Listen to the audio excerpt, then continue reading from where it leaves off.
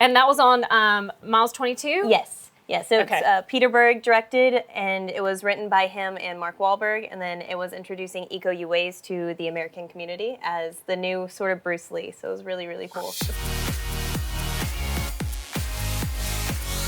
Hi, and welcome to Kelly, where we talk about life, your life and my life, and through Kelly, we hope to inspire. I have Cristi Hahn on the show today. She is a local 600, so we're going to talk about Set Life, your second AC. Yes. So tell us, so this show is mainly about educating and inspiring others to get up and do things and to realize that they have the same opportunities that you and I have. Right. They just have to go for it. So what inspired you to get into film? It started when I was about 13, and I hate to throw this name out there, but I was a Hannah Montana fan. Uh-huh. So I decided at 13 that I was going to follow that lifestyle and went in through the whole acting phase, but no one's hiring when Hannah Montana's already out there. Yeah, exactly. So I ended up going into my theater community, which ended up translating into backstage work, which ended up putting both together, film and backstage work, into my college at SCAD. And I went to the Savannah campus, and they ended up teaching me everything I needed to know. And that translated into ending up on a set that got me attached to the union. And from there on, it's just been a whirlwind of no sleep. Yeah, because you, was it when were you on, when were you in Columbia? Columbia was in January through February of this year, of 2018. Okay. So full month in Columbia filming. It was pretty insane. And that was on Miles 22? Yes. Yeah, so it's Peter Berg directed, and it was written by him and Mark Wahlberg, and then it was introducing Eco UAs to the American community as the new sort of Bruce Lee, so it was really, really cool. So what did you think about Columbia?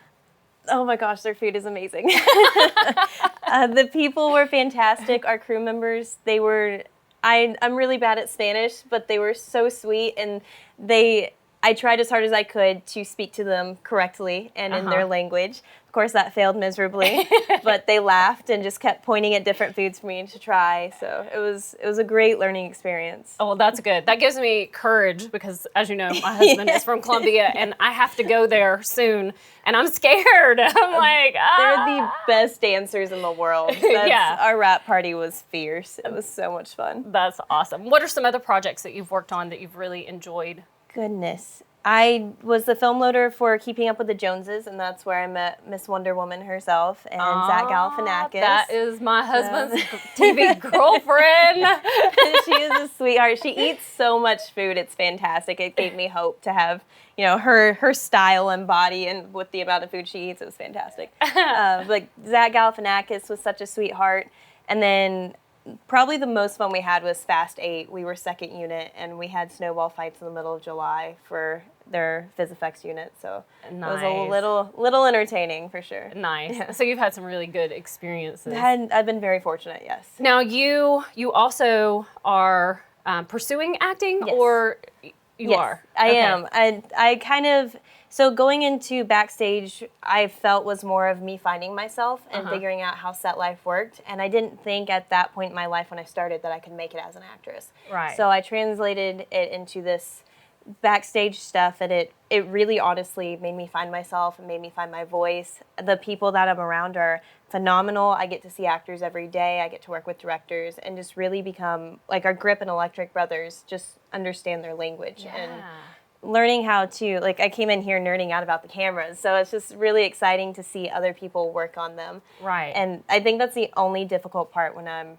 going into acting. I've been on a few sets as an actress, and I hear someone change the lens, and I'm like, ooh, what lens is that? So I get really excited. I'm like, what is the first AC doing? Like, they'll call for a light. It's like, I know what that is. So my mom always tells me, she's like, remember what job you're on and what you're there for. Well, it just opens you up to so much more. It does. I mean, if one thing doesn't work, I don't know if you're like me, but for me, I just want to be around creative people. Yes.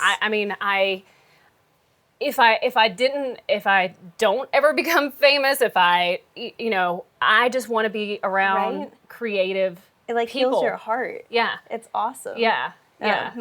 I love watching. The one thing I don't understand, set life, I feel like I understand for the most part, but I don't understand musicians, and I feel like they're amazing. Like, it's the one thing that I can't do. So when someone like picks up a guitar, my heart just is like, y'all are the reason we exist. Thank you.